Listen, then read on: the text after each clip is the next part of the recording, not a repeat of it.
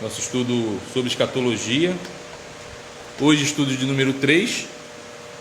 Já falamos no estudo número 1 sobre escatologia inaugurada, sobre como surgiu a escatologia na Bíblia, da onde ela vem, né? Muitos acham que é só em Daniel, as 70 semanas de Daniel, outros acham que é só Apocalipse, e nós vimos que ela inicia lá em Gênesis e ela percorre toda a Bíblia. Semana passada falamos sobre a morte e o estado intermediário, sobre o que acontece depois da morte, né? Que muitos acham que o cristão ele vai morrer, vai dormir, e Jesus Cristo, quando voltar, vai tocar trombeta, ele vai acordar e pronto. Nós vimos na semana passada, através do texto bíblico, que a Bíblia nos ensina é de que o cristão, ele automaticamente, quando ele fecha os olhos aqui nesta terra, ele abre na glória com o Senhor. Então vimos também algumas teorias, né, sobre o sono da alma, sobre a reencarnação, e vimos que nenhuma delas tem fundamento bíblico. E hoje o nosso assunto é um assunto também que é muito aguardado, mas a gente tem alguns assuntos que interligam, né, o tema de hoje, mas que nós não vamos pontuar no estudo de hoje, tá? Vamos, a partir da semana que vem, a gente vai começar a falar sobre a questão do milênio, mas hoje vamos falar só sobre o seguinte assunto, sobre a segunda vinda de Cristo, tá? Sobre a segunda vinda de Cristo. Mas vamos iniciar, vamos orar, né?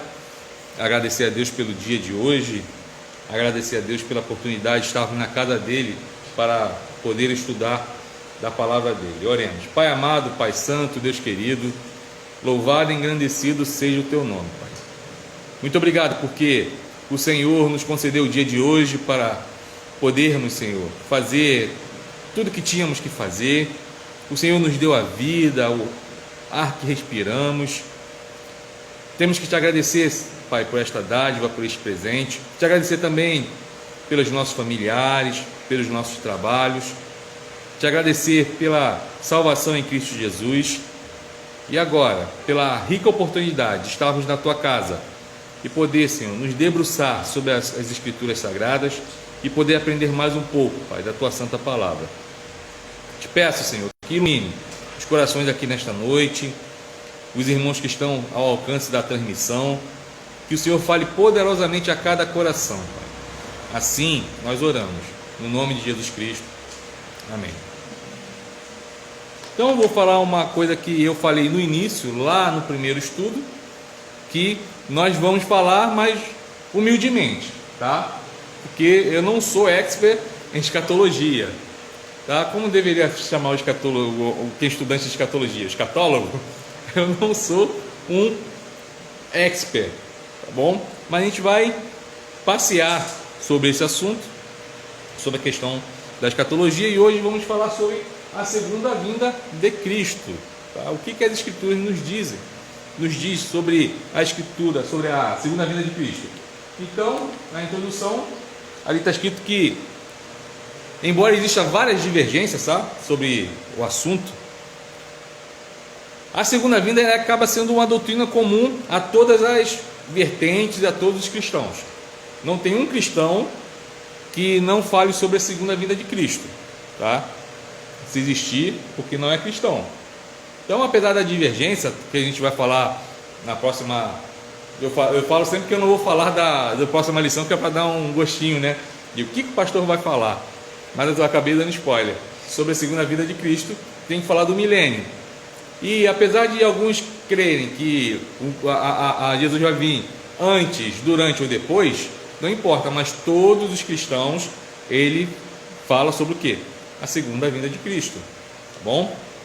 Então, Jesus Cristo, ele que vai voltar em glória para quê? Julgar os vivos, os mortos, e o seu reino não vai ter fim, seu reino é eterno, tá bom? Ele é eterno.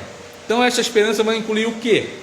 A ressurreição do corpo e a vida eterna, que está no credo apostólico, o que muitos acham que é algo da Igreja Católica Apostólica Romana, mas não é, tá bom? O credo, ele não é da Igreja Católica. E quando eu era criança, e no breve catecismo, na época do catecúmenos, né, que é a classe de discipular, integração que a gente fala hoje, o presbítero que me deu aula falou sobre o credo apostólico, e na minha cabeça vinha o quê?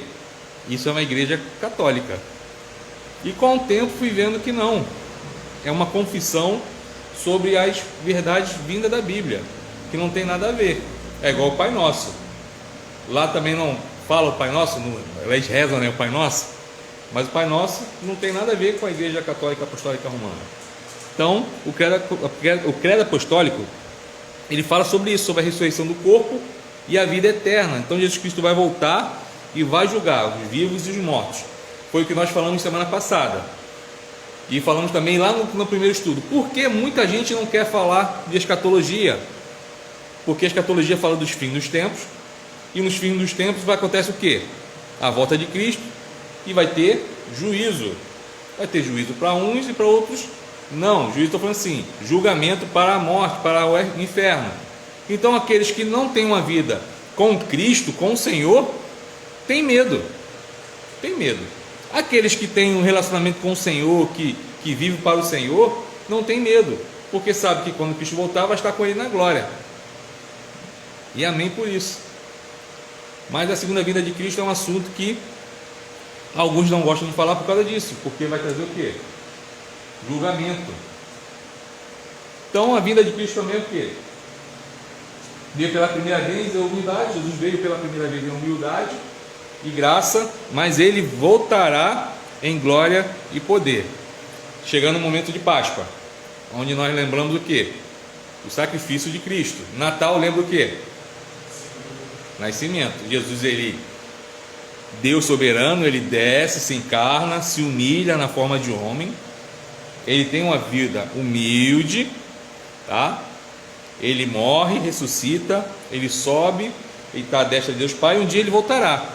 E o retorno dele será em quê? Em glória e poder.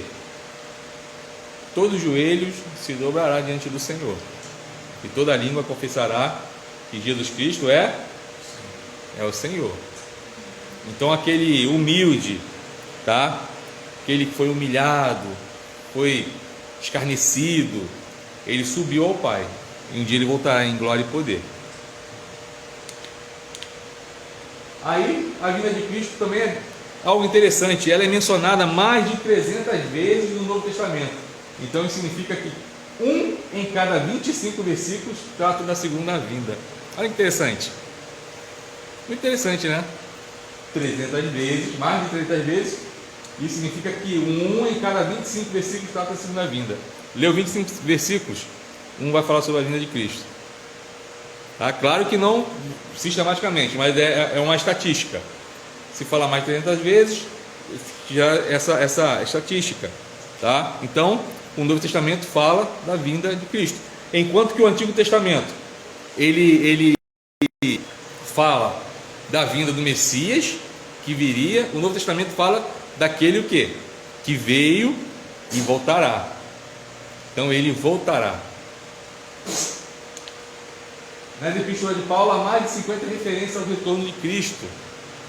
Esses são dados que a gente tem que guardar. Cartas e livros inteiros, como 1ª e 2ª Tessalonicenses e Apocalipse, e capítulos inteiros, como Mateus 24 e 25, Marcos 13 e Lucas 21, são dedicados somente à volta de Cristo. Olha só a importância que a palavra de Deus dá ao retorno dele. É muito interessante isso, né? Muito interessante.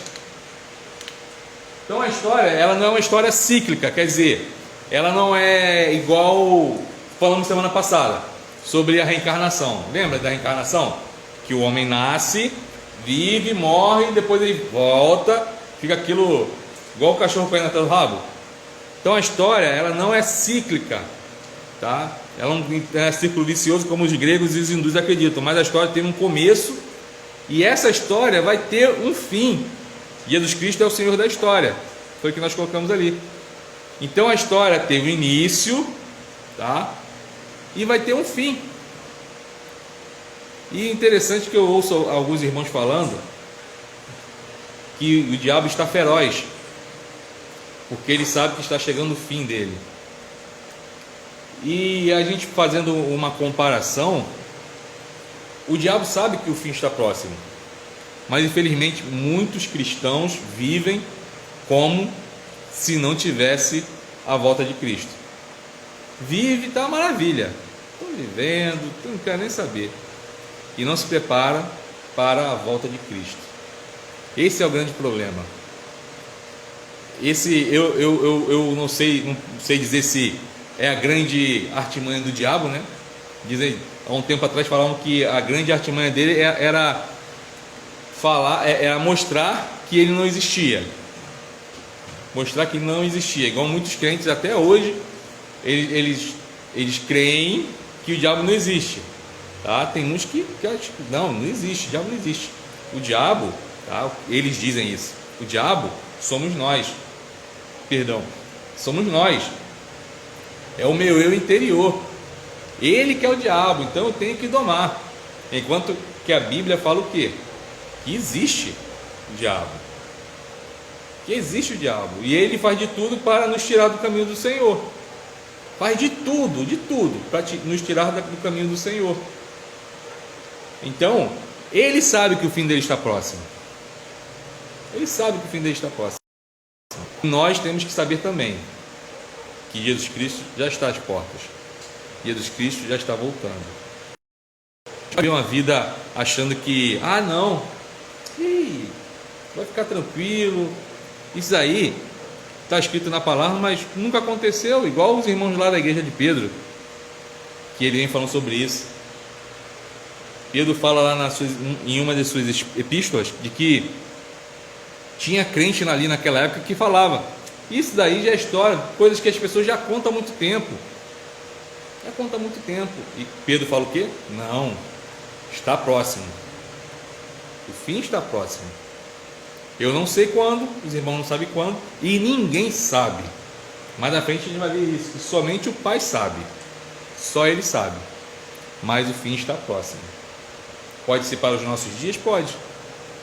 Pode ser para os dias da Alícia? Pode. Pode ser para os dias dos nossos netos? Pode. Mas está próximo. A gente acha que, não, eu tenho mais 50 anos de vida ainda para frente. E aí minha filha e tal, dá para ver? Pode ser. Mas se Cristo voltar agora? Se Cristo voltar amanhã? Você está preparado? Você vai estar preparado? Aí eu faço a palavra do profeta: prepare-te para te encontrares com o teu Deus. A primeira vinda de Cristo inaugurou os últimos dias, e sua segunda vinda marcará o fim desses dias. Então Cristo ele vem e ele inaugura os últimos dias, tá? O reino chegou. Jesus falava, o reino está próximo, o reino chegou, tá? E ele vai fazer o quê? Vai marcar o fim desses dias. E essa é a bendita esperança da igreja. A gente vai ler lá em Tito 2:13. Essa é a esperança da igreja, que diz que, vamos ler todos juntos? A manifestação da glória do nosso grande Deus e Salvador Cristo Jesus. A manifestação da glória do Senhor. Então essa tem que ser a nossa esperança, de que o Senhor virá em glória e essa glória se manifestará. E a palavra de Deus diz que todo olho verá. Todo olho verá. Então essa tem que ser a nossa esperança. Não temos que ter medo da volta de Cristo. Temos que estar ansiosos pela volta de Cristo. Ansioso, estou falando ansiedade boa, né? Não é aquela ansiedade você ficar assim, o pastor falou que Jesus vai voltar, aí dorme com o olho aberto. Não é isso. Ansiedade boa é nutrir no coração essa esperança de que o nosso amado está voltando. E ele vai voltar por quê? Por mim e por você. Porque ele prometeu que ia nos levar para o céu. Olha só, o grande amor de Deus. Então Cristo está voltando para nos levar para a glória. Certo? Então vimos uma pequena introdução. Então, agora a gente vai falar sobre o tempo da segunda vinda. O tempo da segunda vinda. Então Jesus ele fez o quê? Lá em João 14, de 1 ao 3, ele prometeu aos seus discípulos que ele voltaria. Vamos lá abrir lá em João 14, verso 1 ao verso 3.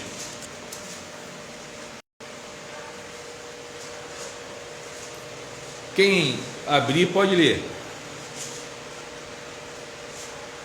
E deixa a Bíblia aberta que a gente vai abrir vários textos. Quem abriu pode ler. Não se turbe o vosso coração. Credes em Deus, credes também em mim. Na casa de meu pai há muitas moradas. Se não fosse assim, eu vou teria dito, pois vou preparar-vos um lugar. E se eu for vos preparar um lugar, virei outra vez e vos levareis para mim mesmo, para que onde eu estiver, estejais vós também. Olha só, que bênção.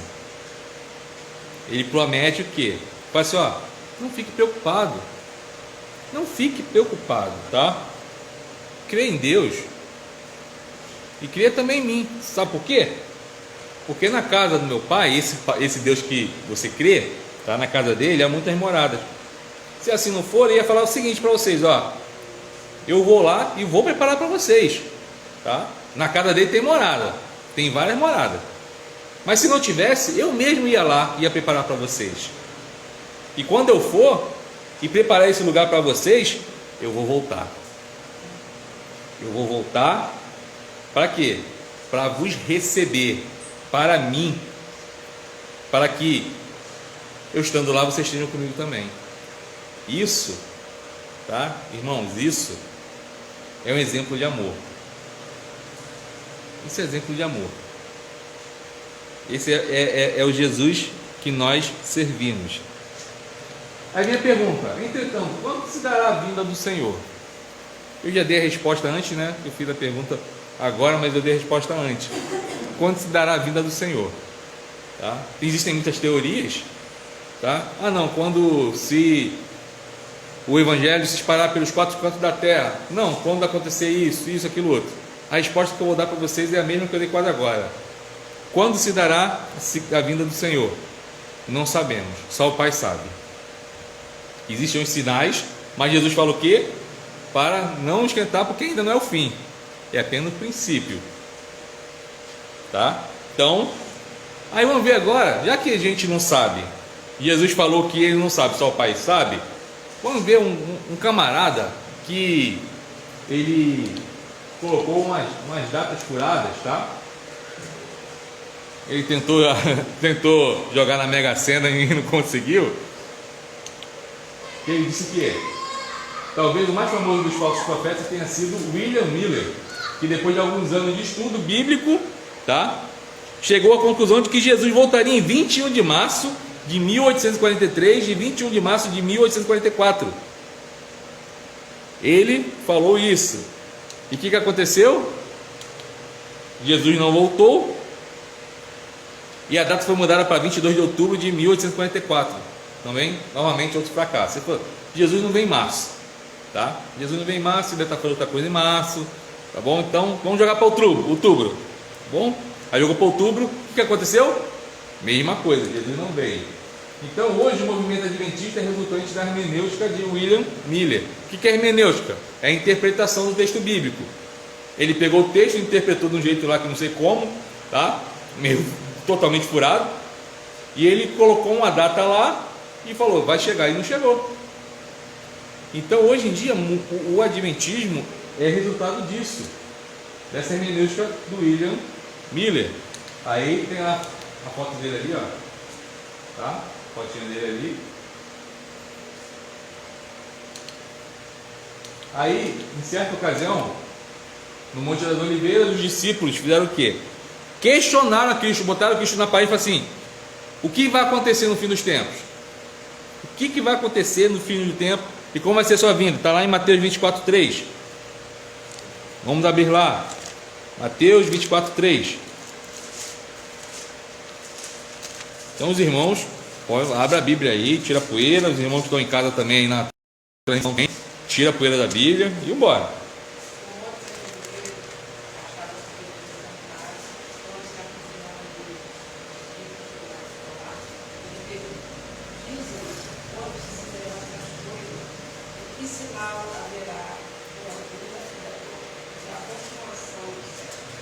Viu? Os discípulos colocaram Jesus na parede. Dize-nos quando sucederão estas coisas. Eles estavam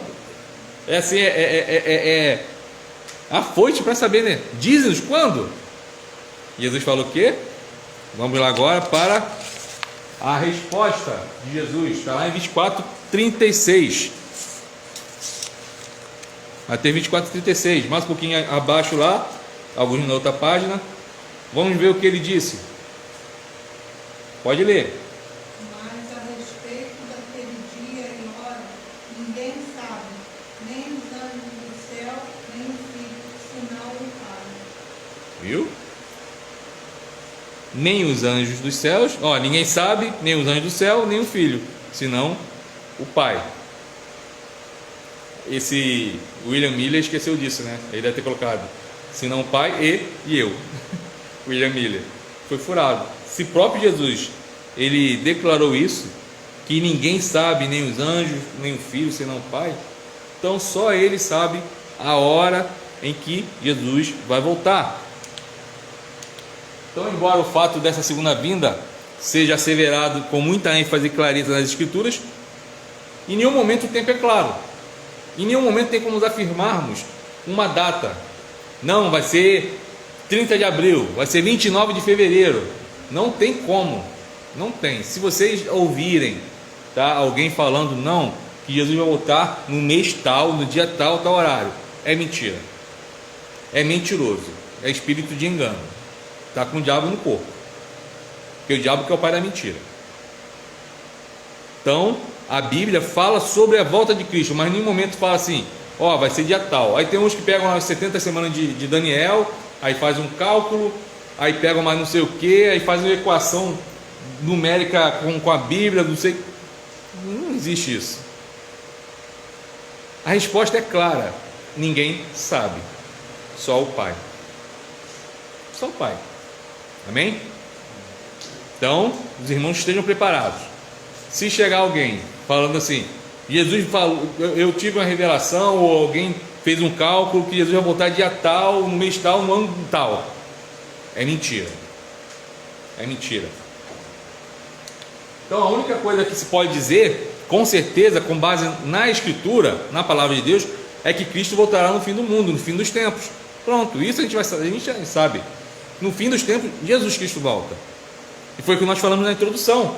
Ele vai voltar no fim dos tempos para quê? Para trazer o juízo. Trazer o juízo e resgatar a sua noiva. A sua noiva será resgatada e vai ver o juízo. Então, o que nós devemos fazer? Vigiar e aguardar com atenção um grande dia.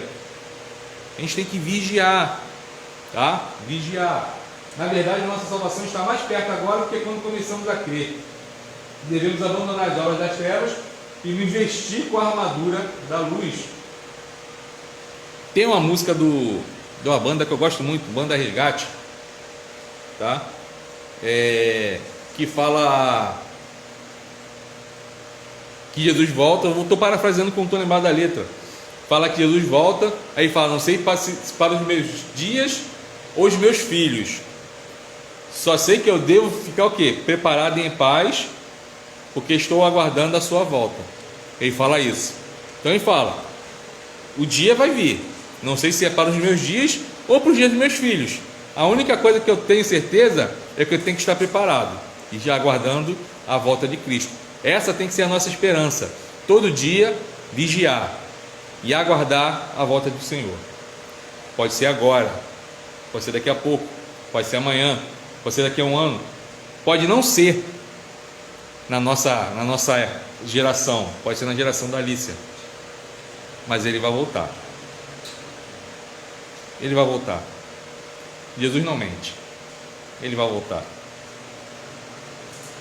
Aí vem mais uma perguntinha para os irmãos. Mas quais são os sinais da segunda vinda? Tá? Esqueci, ele estava com fome e comeu N. Quais são os sinais da segunda vinda de Cristo? Eu não sei como, não sei quando, mas existem os sinais. Os sinais da palavra de Deus nos diz sobre isso, tá? Fala sobre isso. Então vamos falar agora sobre os sinais da segunda vinda de Cristo. Aí vamos lá. Jesus revelou uma série de sinais que demonstram tanto a graça de Deus quanto o julgamento. Tanto a graça como o julgamento. Vamos lá em Mateus 24, tá? A gente não vai ler, que é um texto comprido, muito grande, tá bom? A gente vai dar uma olhada na passadela nela, tá bom? Só para os irmãos, quando chegarem em casa ou na devocional de amanhã, depois da devocional que eu mando para vocês pegam e lêem esse texto também. Mateus 24, vocês vão ver que começa com qual título aí em cima? Logo no 24. O sermão profético. Profético falando sobre o quê? Sobre a segunda vinda de Cristo. Tá? Fala sobre a destruição do templo, o princípio das dores, a grande tribulação. Fala sobre a vinda do Filho do Homem. Ele fala sobre a parábola da figueira, que é o quê? Exortando a estar vigilante sobre o retorno de Cristo. Ele fala sobre a parábola do bom servo e do mau servo. Depois temos Marcos 13. Vamos lá, Marcos 13.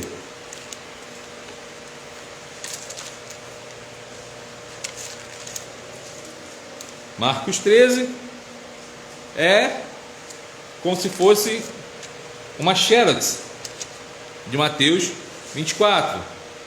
É o sermão profético que fala sobre a destruição do templo, sobre o princípio das dores, fala sobre a grande tribulação, sobre a vinda do Filho do Homem, sobre a parábola da figueira, exortação à vigilância. Depois Lucas 21. Então Mateus, Marcos e Lucas. Mateus 24, Marcos 13 e Lucas 21.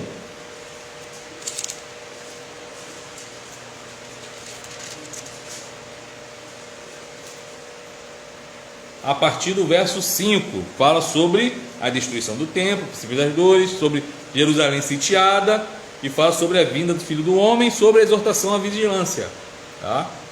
Então, esses três textos falam sobre os sinais da segunda vinda de Cristo. Eu estava aqui, folheando aqui com os irmãos agora, e eu lembrei, talvez os irmãos mais experientes lembrem de um disco que tinha, disco na nossa época era bolachão que falava, né? Um disco chamado A Última Trombeta. Quem aqui já ouviu? Só eu e irmã Sandra, né? A gente se entregou, foi só os mais experientes, só eu e ela. O pessoal todo ficou com a mão baixa, né? Ninguém quis se entregar. Mas esquenta não, quando vier a vacina, todo mundo vai se entregar. Não esquenta a cabeça não. Mas assim, é um disco que me ensinou quando eu era criança, meu tio ouvia, me ensinou a ter medo desse dia. Porque deve ter no YouTube, talvez os irmãos coloquem, cheguem em casa por causa assim, é A Última Trombeta, que conta a história da vinda de Cristo, mas só que é uma narração, tá? É algo teatral, que é para a pessoa ficar com medo da vinda de Cristo, não para... Até o crente, ele na hora que ouve, arrepia a espinha dele, porque é tão aterrorizante, né? Claro, vai ser aterrorizante para aqueles que não têm um compromisso com Cristo, não são os eleitos de Deus. Mas aquilo ali, eu acho que, me perdoe os irmãos que até estão na transmissão, que já ouviram, ou pode até ter em casa, mas aquilo ali eu acho que é uma tortura psicológica, porque você lê aquilo, você ouve aquilo, perdão, e você lê o que está na palavra, você vê que é totalmente aterrorizante.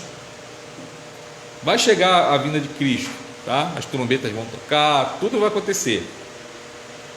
Mas o que importa é que para nós, isso é esperança, que Cristo vai voltar e estaremos com Ele. Ele vai levar a sua noiva, que somos nós. Então, Jesus ele fala sobre isso nesses três textos, tá? Mateus 24, Marcos 3 e Lucas 21.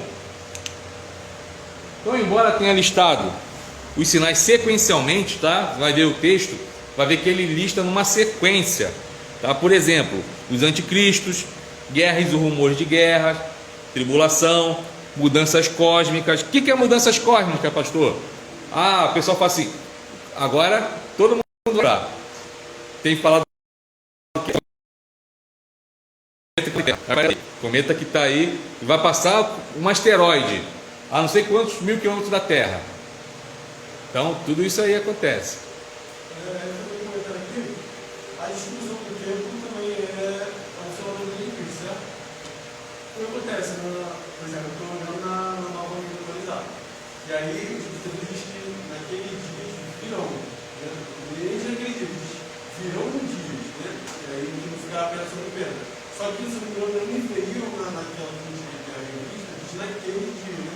Ou seja, que dias são esses? O fim dos tempos. O fim dos tempos, essas coisas vão ficar na terra sobre o tempo. Ou seja, a descrição do tempo você tem também uma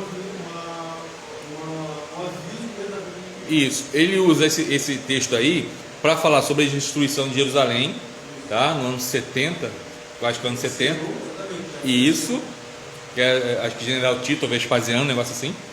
E também é profético. Ele fala para agora, tá? E fala para frente. Também fala sobre isso, sobre essa questão, a questão da destruição do templo, de que ele vai voltar, que não ficar pedra sobre pedra. Então, seria profético porque ainda não estava instruído, né? Porque ele disse. Ou seja, ele estava falando olhando para frente já naquela época. Isso aí. Isso Isso aí. Então, as mudanças cósmicas, tá? Sobre o que acontece no universo, no espaço, e a gente tem visto que cada semana aparece um asteroide que passa perto da Terra. Então, fala sobre isso aí. Não estou falando que esses asteroides vai trazer Jesus Cristo, não, tá? Estou falando mudanças cósmicas que acontecem. Então, mas isso não implica necessariamente que esses eventos ocorrerão em ordem cronológica. Não significa que primeiro vai vir o anticristo, depois vai ter guerra, não. Jesus só falou uma sequência, mas aquela sequência não é uma sequência cronológica, tá bom? Não é sequência cronológica. A gente não vai entrar no assunto ainda do anticristo e tal, a gente vai mais para frente, a gente vai falar sobre isso, tá bom? Para não esgotar esse assunto aqui. Então, na realidade, alguns dos eventos descritos por Jesus ou já ocorreram no primeiro século, aquela questão lá do ano 70, da destruição do templo, na hora que vocês querem que soltem quem? Jesus ou Barrabás? Aí o povo fala o quê? Que o seu sangue que caia sobre nós, sobre nossos filhos, o quê? O sangue de Cristo. No ano 70, Jerusalém ela é sitiada, e os historiadores, não lembro se foi Flávio Josefo, que diz que corriam rios de sangue em Jerusalém, de morte. Então se cumpriu. Então, muitos já ocorreram no primeiro século, outros aconteceram progressivamente durante a era da igreja, tá? Muitos aconteceram durante a era da igreja, e muitos eventos acontecerão um pouco antes da sua vinda em poder e glória. Então não é uma sequência cronológica que Jesus fala. A gente está vivendo hoje em dia sobre o quê? Guerras e rumores de guerra. Guerras e rumores de guerra. Anticristos? Tem muitos. Vai ter o anticristo, que eu brinco falando que é o anticristo chefe, né? Eu falo que é isso, mas existem vários anticristos. Se você for parar para pensar, Hitler foi um. E se você for olhar, existem outros por aí, tá? Que é aquele que se levanta contra mesmo o povo de Deus, contra a igreja de Deus. Tem vários por aí. Então isso acontece. Guerra e rumores de guerra, hoje em dia tem mais do que antes. E hoje em dia está pior, porque dizem que esse vírus, tá? Não estou afirmando. Dizem por aí que esse vírus da Covid-19 era uma arma biológica, que saiu do controle e acabou virando uma pandemia. Fora essa, existem outras guerras biológicas, existem outros. E você vai ver que o que tem de país levantando contra país é horrível. É horrível, tá? Então, não é uma ordem cronológica. Jesus falou em sequência, mas não é uma ordem cronológica. Aí tem um teólogo, Anthony Huckman, alguns falam, né? Conforme ele, podemos agrupá-los sobre os seguintes 3 títulos. Primeiro título: sinais que evidenciam a graça de Deus, tá? Que sinais são esses que evidenciam a graça de Deus? Primeiro, a proclamação do Evangelho a todas as nações, Mateus 24, 14. Tá bom? Vamos voltar lá para Mateus 24, 14, que diz assim: Jesus fala sobre o princípio das dores. E será pregado este evangelho do reino por todo o mundo, para testemunho a todas as nações. Então virá o fim. Então ele diz que são sinais que evidenciam a graça de Deus, a proclamação do evangelho a todas as nações e a salvação da plenitude de Israel. Está lá em Mateus 10, 23. Vou pedir aqui. Pedir esse lado aqui. Pode ser o Daniel Alice. O Vitor Alice. Mateus 10, 23. E esse meu lado aqui, Romanos 11, 25, 26. Pode ler. Quando, porém, vos persegui numa cidade, fugi para outra, porque melhor vos digo que não acabarei de percorrer a cidade de Israel, até que venha o fim do mundo. Mateus 10, 23. E agora Romanos 11, 25, 26. Não quero, irmão, que não vejo para que nós sejamos resumidos no profunda. Veio o conhecimento a Israel, até que haja colocado a plenitude do Evangelho. Assim, todo Israel será salvo, como serás tu. Virá de Sião o libertador, e ele apartará de Jacó as impiedades. Isso. Aí ele fala sobre sinais que indicam oposição a Deus. Primeiro, sinais que evidenciam a graça de Deus, tá? O amor de Deus. Segundo, sinais que indicam oposição a Deus. Quais sinais são esses? Tribulação, tá lá, Mateus 24, 25, capítulo, né? Marcos 13, Lucas 21. Apostasia, tá bom? O anticristo. Isso, anticristo. Vou voltar aqui, volta. Então são sinais que está faltando mais alguns ali.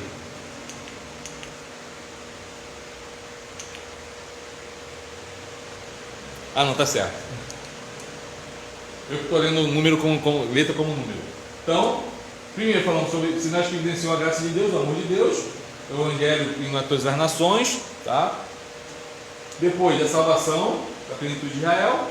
Depois fala sinais que indicam oposição a Deus, que é a tribulação, a apostasia e o anticristo. Depois, sinais que indicam o julgamento divino, que é o quê? Guerras, quando levantará a nação contra a nação, terremotos, mas o que? Fomes, vou mudar aqui a minha página aqui também, e fomes. Então são sinais, segundo Anthony Huckman, são sinais dessa segunda vinda, tá bom? Mostrando a graça de Deus, o julgamento divino e vou voltar aqui, e a oposição a Deus.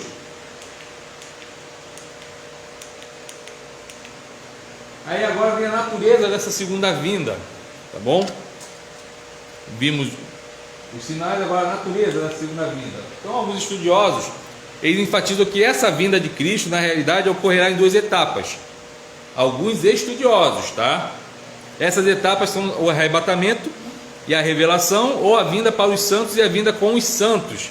Então o arrebatamento ele será o quê? Secreto. Não será perseguido por ninguém, exceto a igreja. Uma vez que deve preceder a tribulação, não será necessária a concretização de nenhuma profecia. Isso segundo alguns estudiosos, tá? Essa teoria é conhecida como arrebatamento pré-tribulacionista, que é pré-tribulação. Aí eu coloquei aqui um quadrinho, então vamos falar sobre isso. Primeiro, era da igreja, tá bom?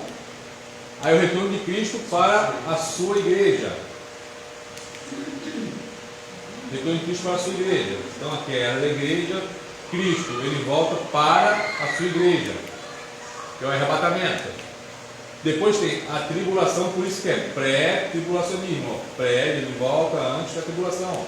Isso alguns estudiosos. Eu falei que a gente vai entrar aqui, semana que vem a gente vai entrar um pouquinho mais a fundo.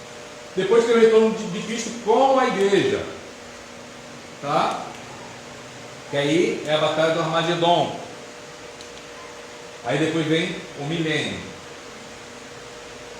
Bom, então aqui Jesus Cristo vem, aí inaugura a era da igreja, aí Jesus Cristo sobe, aqui ele volta para a sua igreja, tá? Aí sobe de novo. Mas isso aí é uma conspiração, não? Conspiração? Não, assim, ele vem, leva, depois volta. Mas conspiração como assim? Ele vem 2 vezes.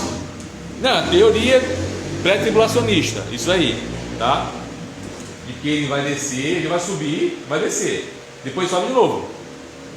Aí vem a tribulação. Aí depois da tribulação, ele desce de novo. Aí inaugura o milênio dele. Entendeu? Essa é a teoria pré-tribulacionista. Aí eu coloquei aqui outro quadrinho, talvez venha. Aí aqui, deixa eu primeiro explicar aqui. Então, no pré-tribulacionista haverá duas vindas de Cristo e dois julgamentos. Então, rapidinho, desculpa, então a gente pode, dentro do texto, dizer que a gente também não pode saber se vai acontecer isso, porque ele mesmo fala, se só o Pai sabe, né? Não, sabe da volta dele para arrebatar a igreja, a vinda. Por isso que eu estou falando, essa teoria aqui, a gente vai falar agora sobre isso, tá? Que aí você vai entender. Ó, nessa teoria haverá duas vindas e dois julgamentos. Guardem bem, duas vindas, dois julgamentos. Haverá 7 anos de tribulação, haverá 3 ressurreições nessa teoria. A ressurreição dos justos antes da tribulação, certo? Os justos vão ressuscitar aqui e vão subir antes da tribulação. A ressurreição dos santos que tiverem morrido durante a tribulação. Então aqui vai ter santos que vão morrer, tá? E vai ressuscitar também. E a ressurreição dos incrédulos no final do milênio. Aqui vai ser aquele que, no final desse milênio aqui, eles vão ressuscitar para serem julgados. Então haverá 2 vindas e 3 ressurreições. A única pergunta que eu quero fazer, que talvez mate até a sua pergunta que você quer me fazer: onde está escrito isso na Bíblia? Ô Marcos. A Bíblia fala que só o Pai sabe o dia e a hora. Só pelo texto já dá para a gente ter uma comparação que é uma vida. Entendeu? É Eu isso. vou fazer uma outra pergunta, João, se enquadra nesse. Eu vou classificar ela como um evento da volta de Cristo. Ela vai ser um evento mundial ou vai ser um evento Isolado? local? Isolado. Isso, tipo assim, primeiro vai começar como ele foi nascido e criado em Israel, naquela área de Jerusalém, naquela área, e depois vai vir. O que é a volta dele? Isso, vai ser uma coisa. Não. Mundialmente vai ser vista. A palavra diz que todo olho verá. Essa ideia da segunda, dessa terceira vinda do caso, ela perde sentido, né? Acho que faz muito sentido. A partir do momento em que Jesus veio, levou a igreja, o Espírito Santo saiu. Como que vai ter, tipo, as pessoas que ficaram vão ter. Como que a gente subir essa tribulação vai ser? Como? Ó.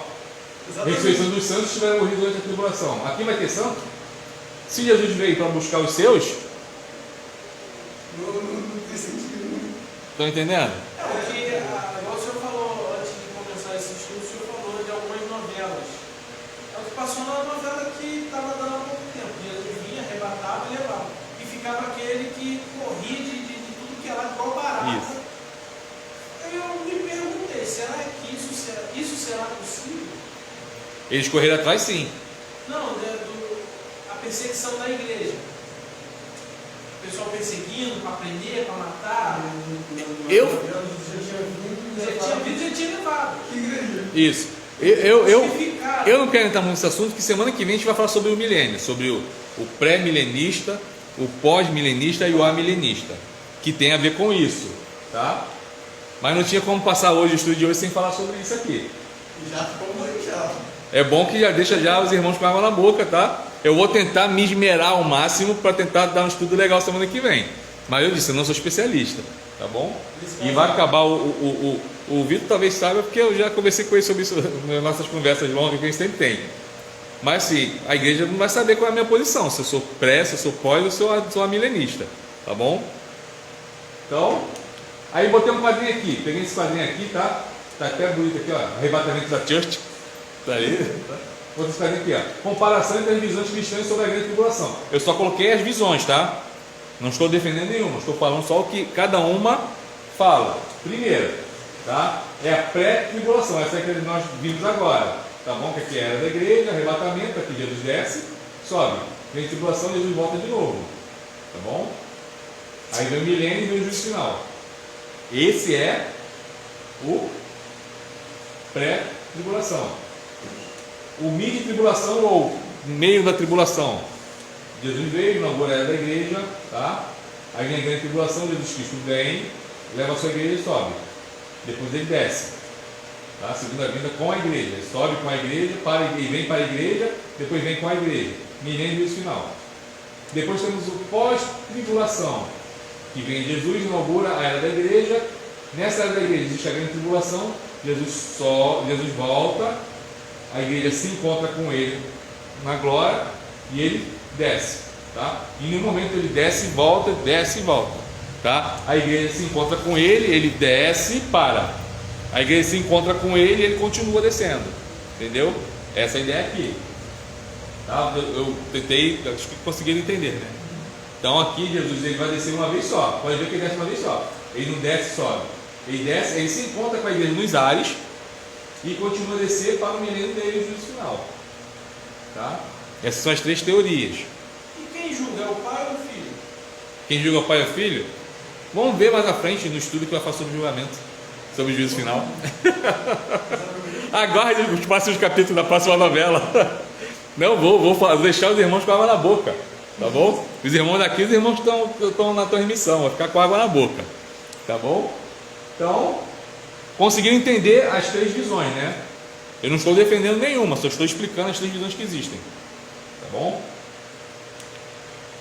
Aí vem um texto de 1 Tessalonicenses 4, 16 e 17 que diz o quê? Porquanto, todo mundo junto, porquanto o Senhor mesmo, dada a sua palavra de ordem, ouvida a voz do arcanjo e ressoada a trombeta de Deus, descerá dos céus, e os mortos em Cristo ressuscitarão primeiro.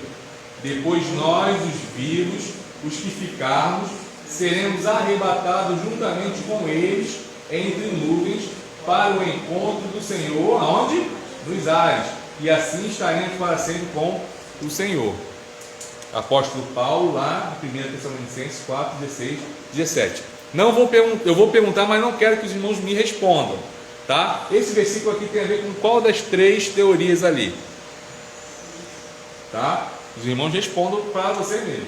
Então, o que esta passagem ensina é que na hora, tá, da volta de Cristo, todos os crentes mortos serão ressuscitados, e todos os crentes que ainda estiverem vivos serão transformados e glorificados, conforme o texto de 1 Coríntios 15, 51 e 52. Então os dois grupos se encontrarão com o Senhor nos ares. Então o que esta passagem não ensina é o que? Após esse encontro nos ares,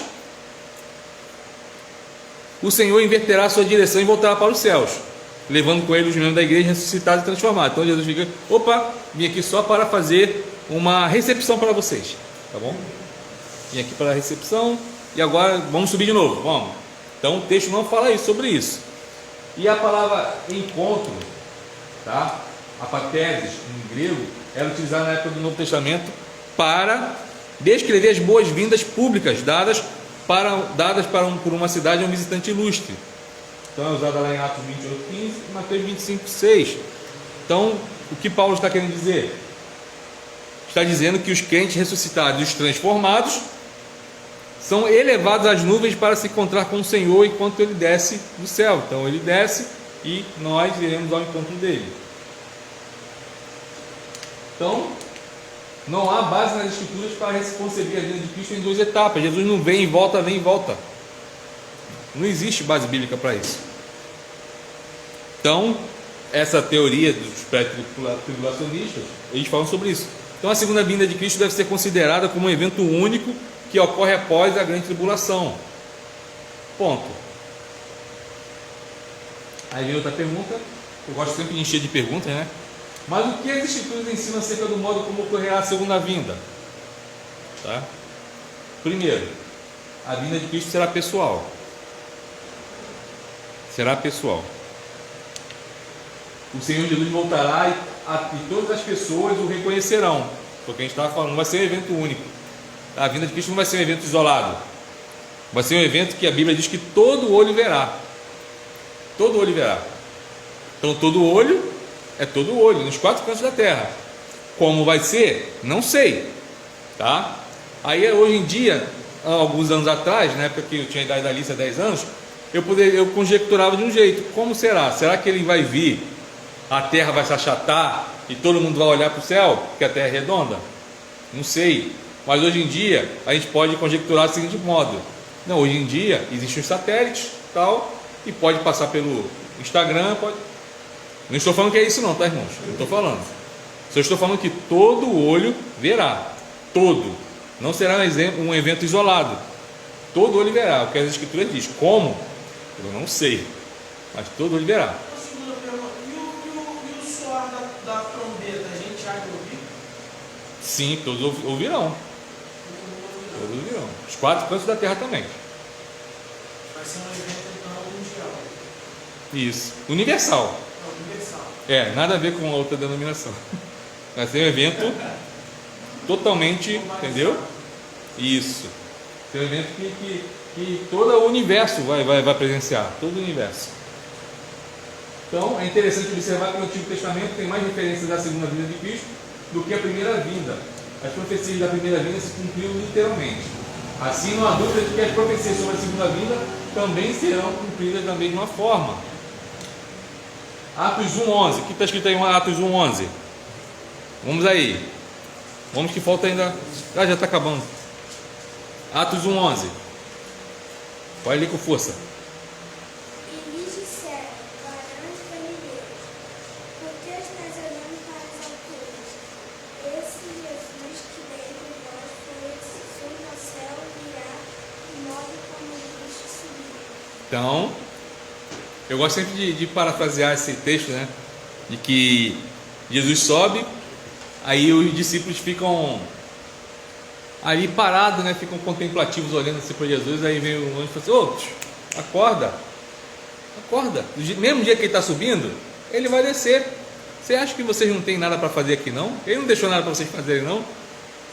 Então ele fala: do mesmo dia que Jesus subiu, ele vai descer. Então será o que? Uma vinda pessoal. Jesus vai voltar pessoalmente. A segunda vinda, a vinda de Cristo será visível. Respondendo já a sua pergunta. As testemunhas de Jeová levam que Cristo voltou em 1914 de modo invisível. Olha só, Jesus ele era da CIA, ele era da KGB, dos órgãos do Mossad, né, que é o serviço secreto de Israel. Ele era do Mossad, então ele veio invisível. Ninguém viu Jesus. Então os testemunhos de Jeová dizem isso, que em 1914 Jesus Cristo veio invisível. Segundo essa organização fundada há 138 anos, que se proclama a única religião verdadeira, Jesus já veio em 1914 e voltará de forma invisível no futuro de novo. Então não será visível. Jesus voltou invisível. Paf, já veio. Entretanto, a Bíblia é clara ao afirmar que a volta de Cristo será o quê? Visível. Todo olho verá. Está lá em Apocalipse 1:7, Mateus 24, 30 e 31. Então não vai ser algo secreto, está escondido. Jesus se manifestou para o mundo na primeira vinda e vai se manifestar na segunda vinda. Glória a Deus por isso. Jesus vai se manifestar, vai ser visto, todo olho verá. Então vimos que a vinda de Cristo será pessoal, será o que? Visível. Ele vai vir do jeito que ele subiu, todo olho vai ver, e a sua vinda será gloriosa. Gloriosa. Então a segunda vinda de Cristo será física, visível e também gloriosa. Então ele não voltará no corpo da sua humilhação, mas no corpo que? Glorificado e com vestes reais. Hebreus 9:28. Quem pode abrir aí?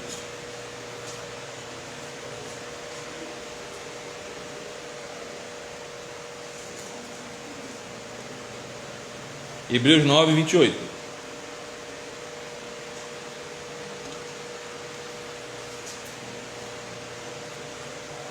Assim também Cristo, tendo se oferecido uma vez por todas para tirar os pecados do mundo, aparecerá a segunda vez, não para tirar pecados, mas para salvar aqueles que esperam por ele. Quando vier o Filho do Homem na sua majestade, todos os anjos com ele, então se assentará no trono de sua glória. Está lá em Mateus 25:31. Ele voltará como glorioso conquistador, juiz de tudo, redentor de toda a criação, rei dos reis e Senhor dos senhores, conforme Apocalipse 19:16. Concluindo,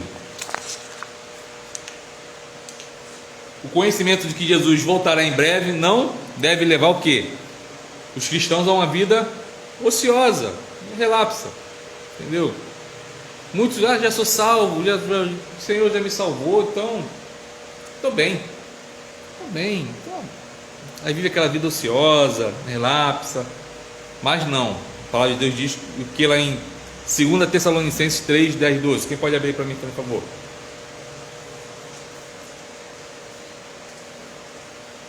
2 Tessalonicenses 3, 10, 12. 10 a 12.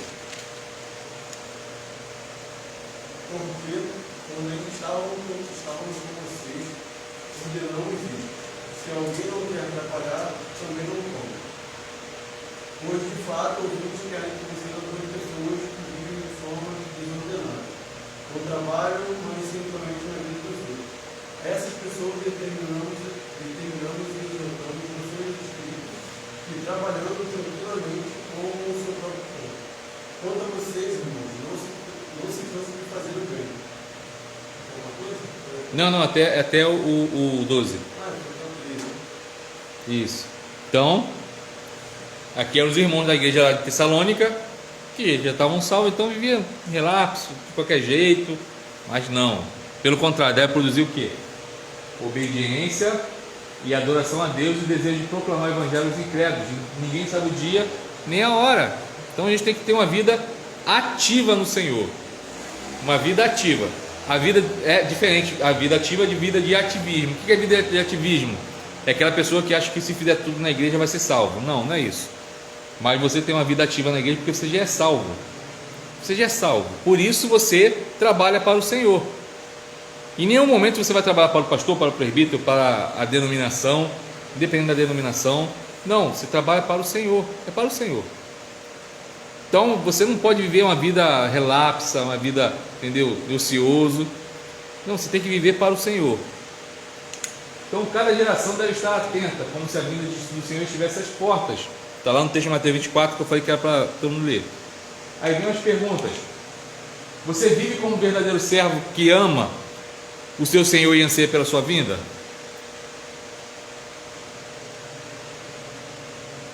Você vive como um verdadeiro servo que ama o seu Senhor e anseia pela sua vinda? É uma pergunta que tem que ficar no coração dos irmãos nesta noite. Você está esperando por Ele em santidade, justiça, amor, esperança e trabalho?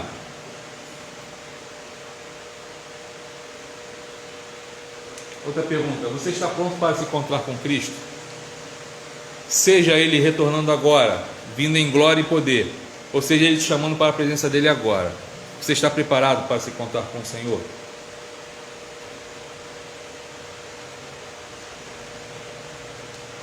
Essas três perguntas, a gente tem que sair daqui com essa pergunta no coração. E essas perguntas temos que fazer todos os dias da nossa vida, tá? Viver, ter uma vida, tá? Como um verdadeiro servo que ama o seu Senhor. Lembrando, servo, não chefe, servo. Nós somos servos e o servo não tem vontade. Esse é o grande problema.